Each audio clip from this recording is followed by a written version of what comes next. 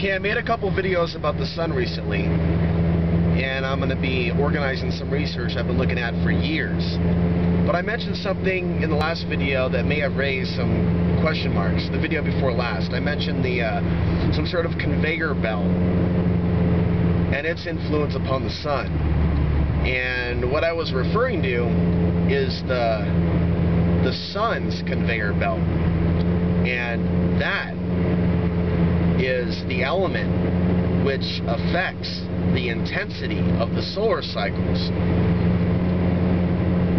So until we get a little closer to sunspot cycle 25, we're not going to have enough data to make a proper projection. But we do have some information that was put together by NASA. There was a report that came out in 2006, and it talked about the year 2022. And I mentioned this in a previous video that my intuition is looking very much at sunspot cycle 25. 24 is significant as well, and things that could be happening this summer during the maximum portion.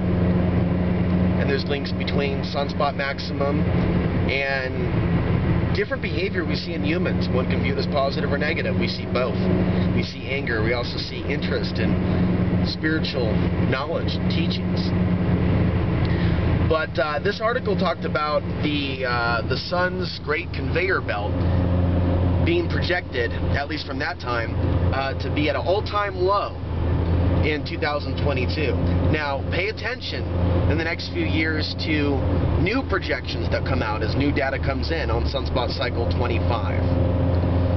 A lot of people just don't get it, that the Mayans were talking about a major shift with the sun, the ending of a calendar, an epoch, and the beginning of a new one, and something significant relating to the sun.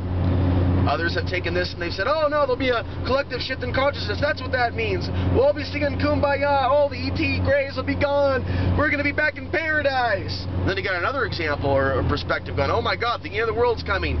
Power outages, blackouts, fear, fear, fear. And I'm like, how is that a bad thing if we're at the brink of complete annihilation from nuclear warfare or otherwise, other factors? So look at the big picture. Get out of black and white thinking.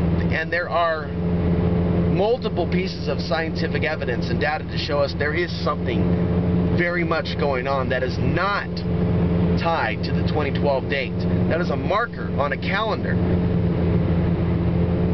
To look at the big picture, we got to go beyond a very narrow understanding of time and just looking at a few years or a particular date on the calendar and think in terms of decades to hundreds of years to thousands of years. So look up information on the sun's conveyor belt and its linked to the behavior of the solar maximums that we go through every 11 years and its effect on other things. Of course, the sun's conveyor belt is affected by other celestial influences, and there's a lot of different research that's gone into that area, especially in the last decade. What is affecting the sun itself and or its conveyor belt, which impacts the intensity and the number of the sunspots and solar flares that we see every 11 years or throughout the 11-year cycle. So that's all for me. If you've got information you want to share or any ideas that you have, where do you see the next 10 years going? Put your comment down. Do you see a global age of enlightenment, or are you in the other polarity? Do you just see complete annihilation? Or do you have a balanced perspective where you see the light and the dark and just lots of changes that come? Whatever you see, whatever you've dreamt, I'm the type of guy that's not going to judge you for the perspectives and intuition that a lot of us truly have deep down inside. Thank you for watching.